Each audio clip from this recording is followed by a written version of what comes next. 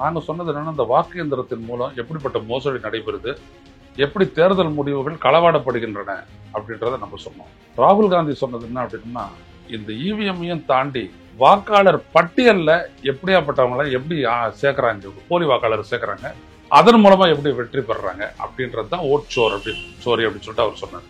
இது வந்துட்டு ஜனநாயகத்துக்கு காங்கிரஸ் கட்சி ராகுல் காந்தி கொடுத்த ஒரு மிகப்பெரிய ஒரு பங்களிப்பு, பெரிய பங்களிப்பு. இன்னொரு பக்கத்துல பாத்தீங்கன்னா, நம்மளுக்கு ஈவனா போலி வாக்காளர்கள் 2.5 லட்சம் ஓட்டு ஆகுதுன்னா 1.25 லட்சம் அதுல போலி வாக்காளர் என்ன பண்ணுவீங்க? சிறப்பு தீவிர திருத்தம் அப்படின்ற இந்த வாக்காளர் பட்டியல் தொடர்பான விடயத்தில் நீங்க பாத்தீங்க அப்படின்னா, யாரை சேர்த்தாங்க யாரை கழிச்சாங்க அப்படின்றது யாருக்குமே தெரியாது. ஆனா 65 லட்சம் பேர் நீக்கிட்டோம் அப்படின்னு சார், நீக்கிறவங்க யார் அந்த பட்டியல் போடணும் உச்ச நீதிமன்றம் கேட்கும்போது அதெல்லாம் கொடுக்க வேண்டிய அவசியம் இல்லைன்னு சொன்னாங்க. ஆனா அதுல 22 லட்சம் பேர் செத்து போனவங்க, 36 லட்சம் பேர் புலம்பெயர்ந்தவங்க, 7 லட்சம் பேர் டபுள் என்ட்ரி அப்படிலாம் சொன்னாங்க போலி வாக்குகள். ஆனா உச்ச நீதிமன்றம் சொல்லிடுச்சு, அந்த 65 லட்சம் பேரும் யாரு? இப்ப எப்படி இங்க மகாதேவ்புரால ஒரே அட்ரஸ்ல 40 பேர் 80 பேர் 90 பேர் எல்லாம் பண்ணாங்களோ, அதே மாதிரி பீகார்லயும் நடந்திருக்கு. ஒரே அட்ரஸ்ல மட்டும் 24 பேர், ஒரு சின்ன வீடு அல்ல 24 பேர். இன்னும் நிறைய வரப்போகுது.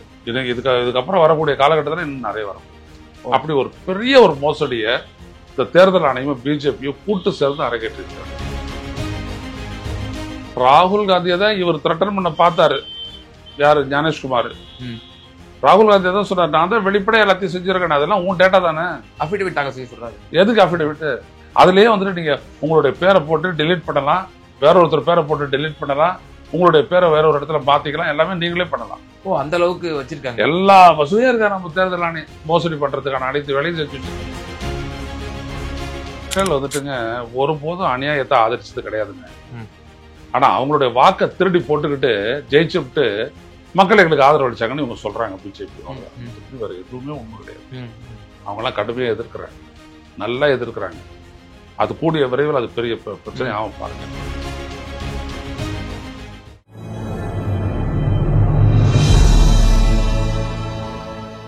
தமிழ் நியூஸ் பார்வையாளர்களுக்கு அன்பு வணக்கம். இன்றைய சிறப்பு நேர்காணலில் நம்மோடு இணைந்திருக்கும் சிறப்பு விருந்தினர் மூத்த பத்திரிகையாளர் மரியாதைக்குரிய திரு ஐயநாதன் சார். சார் வணக்கம். வணக்கம் சார். தொடர்ந்து இந்த தேர்தல் முறைகேடு சம்பந்தமா ரொம்ப நீண்ட ஆண்டுகளா நீங்க தான் தமிழகத்துல உங்களோட குரல் தான் இன்றியமையாத ஒன்று. இப்போ அந்த தேர்தல் திருட்டு சம்பந்தமா ஓட் சோரிங்கிற கேம்பெயினை ராகுல் காந்தி அவர்கள் பீகார்ல முதற்கட்டமா அதை பண்ணிக்கிட்டு இருக்காரு. 16 days டோர் பை டோர், வீட்டுக்கு வீடு சென்று அவர் இயக்கமா கொண்டு செல்லணும் அப்படின்ட்டு அந்த பிரச்சாரம் எந்த அளவுக்கு ஒரு தாக்கத்தை ஏற்படுத்தி இருக்குன்னு நீங்க நினைக்கிறீங்க? குறிப்பாக அந்த 65 லட்சம் பேர் நீக்கிய அந்த வாக்காளர்கள் அந்த எஸ்ஐஆர் மூலியமா, ஸ்பெஷல் இன்டென்சிவ் ரிவிஷன் மூலியமாக உச்சநீதிமன்றம் அதை வெளியிட வேண்டும், தெளிவாக வெளியிட வேண்டும் என்ற ஒரு உத்தரவை பிறப்பித்திருந்தது. அதில் ஏதேனும் குளறுபடிகள் கண்டுபிடிக்கப்பட்டிருக்கின்றனவா? ராகுல் காந்தியோட பிரச்சாரம் எந்த அளவுக்கு அந்த தாக்கத்தை ஏற்படுத்தியிருக்கு? இந்த பிரச்சனையை பத்தி நீங்க சொன்னதை போல நீண்ட காலமா நாங்க பேசிட்டு இருக்கிறோம். நாங்க சொன்னது என்னன்னா, இந்த வாக்கு எந்திரத்தின் மூலம் எப்படிப்பட்ட மோசடி நடைபெறுது, எப்படி தேர்தல் முடிவுகள் களவாடப்படுகின்றன அப்படின்றத நம்ம சொன்னோம். ராகுல் காந்தி சொன்னது என்ன அப்படின்னா, இந்த இவிஎம்மையும் தாண்டி வாக்காளர் பட்டியல்ல எப்படியாப்பட்டவங்களை எப்படி சேர்க்கறாங்க, போலி வாக்காளர் சேர்க்கறாங்க, அதன் மூலமா எப்படி வெற்றி பெறாங்க அப்படின்றது தான் ஓட் சோரி அப்படின்னு சொல்லிட்டு அவர் சொன்னார். இது ஜனநாயகத்துக்கு காங்கிரஸ் கட்சி ராகுல் காந்தி கொடுத்த ஒரு மிகப்பெரிய ஒரு பங்களிப்பு, பெரிய பங்களிப்பு. ஒரே ஒரு ஒரு மக்களவை தொகுதிக்கு, பெங்களூர் சென்ட்ரல் மக்களவை தொகுதிக்கு உட்பட்ட மகாதேவ்புரான்ற சட்டப்பேரவை தொகுதியினுடைய வாக்காளர்கள் அனைவரும் பத்தி முழுமையா ஆராய்ஞ்சு அதுல 1,250,000 வாக்குகள் போலி வாக்காளர்கள் அப்படின்னு சொல்லி முடிவு பண்ணி அது வெளியிட்டார் பாருங்க, ஆதாரப்பூர்வமா. அதான் பெரிய விஷயம். அதுல இருந்து என்ன தெரியுது அப்படின்னா, நாடு தழுவிய அளவுல இந்த வாக்காளர் பட்டியலில் ஒரு மோசடி நடந்திருக்கு அப்படின்னு தெரிஞ்சு போச்சு. அதே நேரத்தில் தான் இந்த எஸ்ஐஆர் அப்படின்னு சொல்லிட்டு போனா இந்த சிறப்பு தீவிர திருத்தம் அப்படின்ற இந்த வாக்காளர் பட்டியல் தொடர்பான விடயத்தில் நீங்க பாத்தீங்க அப்படின்னா, யாரை சேர்த்தாங்க யாரை கழிச்சாங்க அப்படின்றது யாருக்குமே தெரியாது. ஆனா 65 லட்சம் பேர் நீக்கிட்டோம் அப்படின்னாங்க. சார், நீக்கிறவங்க யார் அந்த பட்டியல் போடணும் உச்ச நீதிமன்றம் கேட்கும்போது அதெல்லாம் கொடுக்க வேண்டிய அவசியம் இல்லைன்னு சொன்னாங்க. ஆனா அதுல 22 லட்சம் பேர் செத்து போனவங்க, 36 லட்சம் பேர் புலம்பெயர்ந்தவங்க, அந்த மாநிலத்தை விட்டு போயிட்டாங்க, 7 லட்சம் பேர் டபுள் என்ட்ரி அப்படிலாம் சொன்னாங்க, போலி வாக்குகள் அப்படின்ட்டு. ஆனா உச்சநீதிமன்றம் சொல்லிடுச்சு, அந்த 65 லட்சம் பேரும் யாரு? அவங்களுடைய எந்த பூத்தில் அவங்க வந்துட்டு ரெஜிஸ்டர் பண்ணியிருக்காங்க, அவங்க இறந்தாங்களா, புலம்பெயர்ந்து போனாங்களா என்ன அப்படின்ற விவரத்தோட நீ அந்த பட்டியலை வெளியிட அப்படின்னு சொன்ன உடனே வேற வழி இல்லாத வெளியிட்டாங்க. வெளியிட்ட உடனே நீங்க பாத்தீங்க அப்படின்னா பாஸ்வான், மின்டோ பாஸ்வான் அப்படின்ற ஒருத்தர் என்ன பண்ணியிருக்காரு, என்னை செத்துட்டேன்னு சொல்லியிருக்கு தேர்தல் ஆணையம், நான் உயிரோட தான் இருக்கேன்னு சொல்லிட்டு அவர் யாரோ உச்சநீதிமன்றத்தில் சாட்சி கொடுக்க வந்திருக்காரு இப்போ டெல்லியில.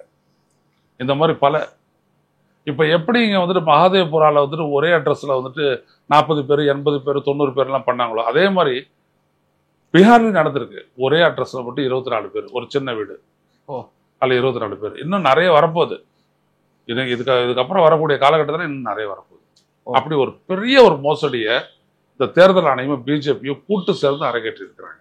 மோசடி. இப்ப உச்சநீதிமன்றத்தினுடைய இந்த உத்தரவுகள் இது வந்து எக்ஸ்போஸ் பண்ணப்பட்டிருக்கா? இப்ப இந்த ஸ்பெஷல் இன்டெலிஜென்ஸ் டிவிஷன் வந்து இப்போ வெளிப்படையா வந்து இப்ப கொடுத்திருக்காங்க. இப்ப அடுத்த கட்டமா உச்சநீதிமன்றம் அதில் வந்து மால் பிராக்டிஸ் எதிர்கட்சிகளால ப்ரூவன் ஆகி இது வந்து அப்பட்டமா இதுல வந்து நீங்க பல பேர் மேசிவ் எக்ஸ்க்ளூஷன் பண்ணிருக்கீங்க அப்படின்னு போது நாங்க ரத்து பண்ணுவோன்னே சொன்னாங்க உச்சநீதிமன்றம். இப்போ அந்த வாதங்கள்லாம் இப்ப அடுத்து எடுத்து வைக்கப்பட்டால் எஸ்ஐஆர் ரத்து செய்யப்படுமாங்கிற கேள்வி. பாசிபிலிட்டி இருக்கு. ஏன்னா நீங்க செத்து போயிட்டு உயிரோடு இருக்கிறவங்கன்னு சொல்லிட்டு ஒரு 15 பேர் எடுத்தாந்து நிறுத்துங்க, நான் அப்படியே மொத்த எஸ்ஐஆரையும் நான் கேன்சல் பண்றேன் அப்படின்னு சொல்லிட்டு அந்த 2 நீதிபதிகள் கொண்ட பேச்சு சொல்லியிருக்கு. சூரியகாந்த் இன்னொரு நீதிபதி, 2 நீதிபதி கொண்ட பேச்சு சொல்லியிருக்கு. அதனால நிச்சயமா அப்படி நடக்கக்கூடிய வாய்ப்பெல்லாம் இருக்கு. என்ன காரணம்னா, ஐயா விடுதலையின் மூலமா நாம பெற்ற ஒரே உரிமை வாக்குரிமை தான், அது இந்த நாட்டில் களவாடப்படுது. எப்படி ஏத்துக்குவீங்க? அது ரொம்ப பெரிய ஆழமான பிரச்சனை. அது நாம நம்மளுடைய அரசு தேர்ந்தெடுக்கிறது தான் விடுதலையின் மூலமா நம்ம பெற்ற உரிமையே. அதே இவங்க களவாடுறாங்கன்னா என்ன பண்றது? இப்ப இந்த 65 லட்சம் பேரை வந்து வெளியிட்டு இருக்கிறாங்க. இப்போ இதுல வந்து ஏதேனும் வந்து பிழைகள் ஏதேனும் வந்து பார்த்துட்டு இருக்கிறாங்க. அதான் சொன்ன 24 பேர் ஒரே அட்ரஸ். செத்து போன ஒருத்தர் மின்டோ பாஸ்வான் இதோ வந்து நிக்கிறாரு. இதுக்கு மேல நிறைய பேர் வருவாங்க. தேர்தல் ஆணையம் சொல்லுது இது வந்து அப்பீலுக்கான டைம், இன்னும் உங்களுக்கு வந்து காலக்கெடு இருக்கு, நாங்க இறுதி வாக்காளர் பட்டியல் வந்து நாங்க வெளியிடுவோம், அது வரைக்கும் நீங்க வந்து. அது வேற. நாங்க சொல்றது என்னன்னா, வாக்காளர் பட்டியல் நீக்கிறியே, 22 பேர் செத்தாங்க, அவங்கள உண்மையானவங்களா அதான் பார்க்கணும். ஏன்னா சான்றிதழ் இல்லாத ஒரு மாநிலம் அது பீகார். அதுல எந்த சான்றிதழை கொடுத்தா எதை வச்சு நீ பட்ட அப்படின்றது ஒரு கேள்வி இருக்கு. இப்ப கியானேஷ்குமார் அவர்கள் இசிஐனுடைய தலைமை தேர்தல் ஆணையர், அவர் இந்த விளக்கங்கள்லாம் கொடுத்தாரு. அதன் பிறகுதான் வந்து எதிர்கட்சிகள் கூடுதலாக கொந்தளித்து அவர் வந்து பதவி விலக செய்ய வேண்டும் என்றெல்லாம் வந்து கோரிக்கைகள் வலுப்பெற்றிருக்கு. நாடாளுமன்றத்துல வளாகத்திலையும் சரி, அதே போல வரவழியிலையும் சரி போராட்டம் பண்ணிட்டு இருக்காங்க. ஒரு படி மேல போய் ராகுல் காந்தி அவர்கள் வெளிப்படையாக பேசுகிறார். நாங்கள் ஆட்சிக்கு வந்தால் யாரெல்லாம் முறைகேடுகள் ஈடுபட்டீர்களோ அவரெல்லாம் தண்டிக்கப்படுவார்கள் சொல்றாரு. ராகுல் காந்தி த்ரெட்டன் பண்றாங்களோ அவங்கள எல்லாம்? ராகுல் காந்தியை தான் இவர் த்ரெட்டன் பண்ண பார்த்தாரு. யாரு? ஞானேஷ்குமார். ராகுல் காந்தி தான் சொல்றாரு, நான் தான் வெளிப்படையா எல்லாத்தையும் செஞ்சிருக்கேன், அதெல்லாம் உன் டேட்டா தானே. அபிடேவிட் தாக்கல் செய்ய சொல்றாரு. எதுக்கு அபிடேவிட்? அபிடேவிட் அந்த 23B அப்படின்ற வந்துட்டு வேற. வாக்காளர் வரைவு வாக்காளர் பட்டியல் வெளியிட்ட உடனே என்னுடைய பேர் இருக்கா இல்லைன்னா அப்போ அது என் பேர் எப்படி இப்போ டிலீட் ஆச்சு அப்படின்னு சொல்லிட்டு சேலஞ்ச் பண்ணி சொல்லும் போது தான் நீங்க வந்துட்டு அந்த வாக்குமூலத்தை கொடுக்கணும். ஸ்வான் அஃபிடவிட் கொடுக்கணும். மற்றபடி வேற எதுக்கும் இல்லை. இதுல என்ன, அது தேர்தலே நடந்து முடிஞ்சிருச்சு 24. ஒரு வருஷம் கழிச்சு தான் அவர் வந்துட்டு இதை வெளியிடுறாரு. இது எப்படின்னு அவர் கேட்கிறாரு, யார் எப்படி சேர்த்துங்க அப்படின்ட்டு. அது ராகுல் காந்தி கூட தெரியாது, நமக்கு தான் தெரியும் எப்படி சேர்த்தாங்கன்ட்டு. போர்ட்டல்லே இந்த மாதிரி வசதியெல்லாம் பண்ணி கொடுத்துருக்காங்க தேர்தல் ஆணையம். நேஷனல் ஓட்டர்ஸ் சர்வீஸ் போர்ட்டல் அப்படின்னு ஒன்று இருக்கு. அதுலயே வந்துட்டு நீங்க உங்களுடைய பேரை போட்டு டெலீட் பண்ணலாம், வேற ஒருத்தர் பேரை போட்டு டெலீட் பண்ணலாம், உங்களுடைய பேரை வேற ஒரு இடத்துல மாத்திக்கலாம், எல்லாமே நீங்களே பண்ணலாம். அந்த அளவுக்கு வச்சிருக்காங்க. எல்லா வசதியும் இருக்கா நம்ம தேர்தல் ஆணையம். மோசடி பண்றதுக்கான அனைத்து வேலையும் செஞ்சு வச்சிருக்கிறான். நேர்பாப்புன்னு ஒரு இணையதளம் வச்சிருக்கிறான். அதாவது national electors purification and authentication programme அப்படின்னு சொல்லிட்டு நேர்பாப்புன்னு வச்சிருக்கிறான். இதை வச்சுக்கிட்டு கத்தையா வந்துட்டு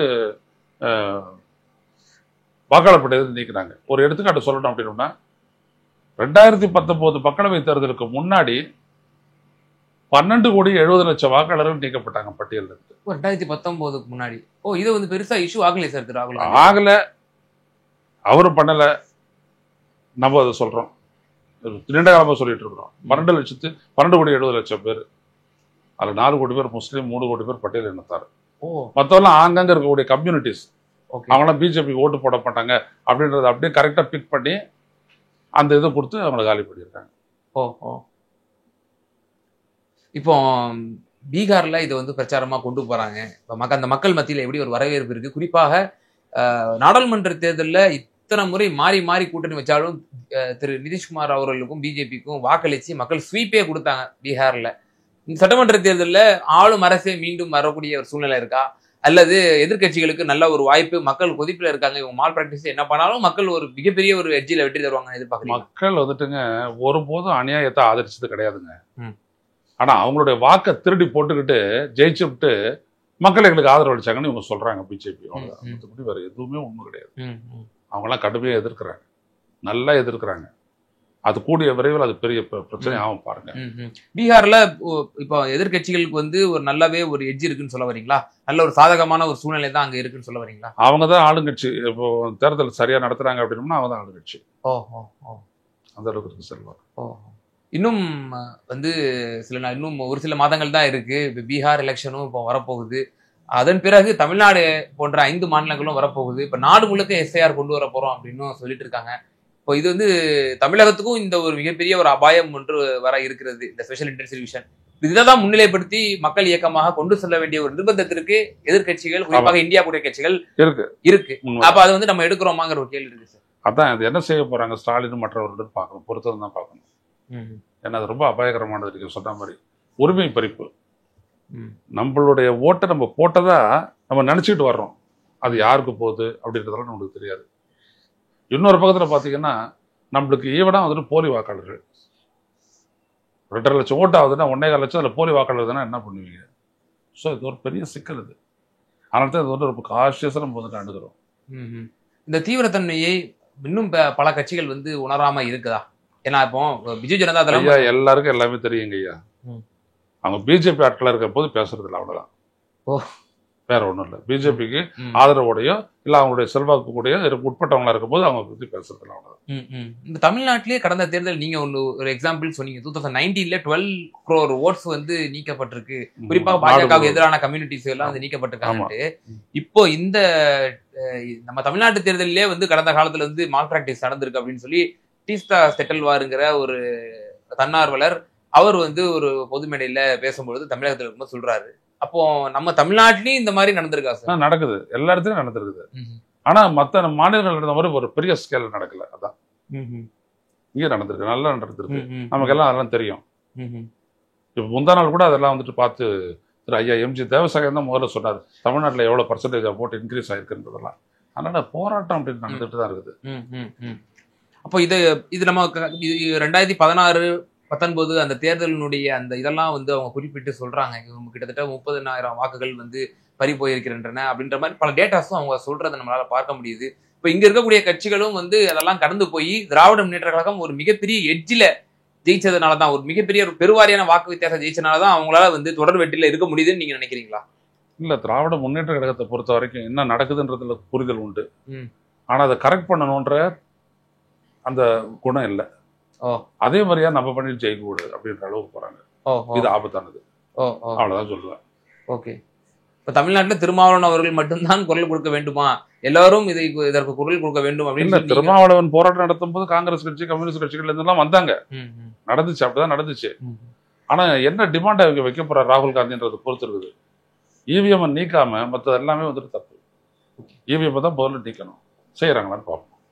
நிச்சயமா சார். இந்த வாக்கு திருட்டு சம்பந்தமாக இது ஒரு மக்கள் இயக்கமாக இது ஒரு அதிதீவிர அடைய வேண்டும், மக்கள் இயக்கமாக கொண்டு செல்ல வேண்டும் என்ற ஒரு கருத்துக்களை வந்து நீங்க தான் முதல்ல காலம் தொட்டு நீங்க சொல்லிட்டு வரீங்க. பொறுத்து இருந்து பார்ப்போம் சார். ரொம்ப நன்றி நேரத்தை.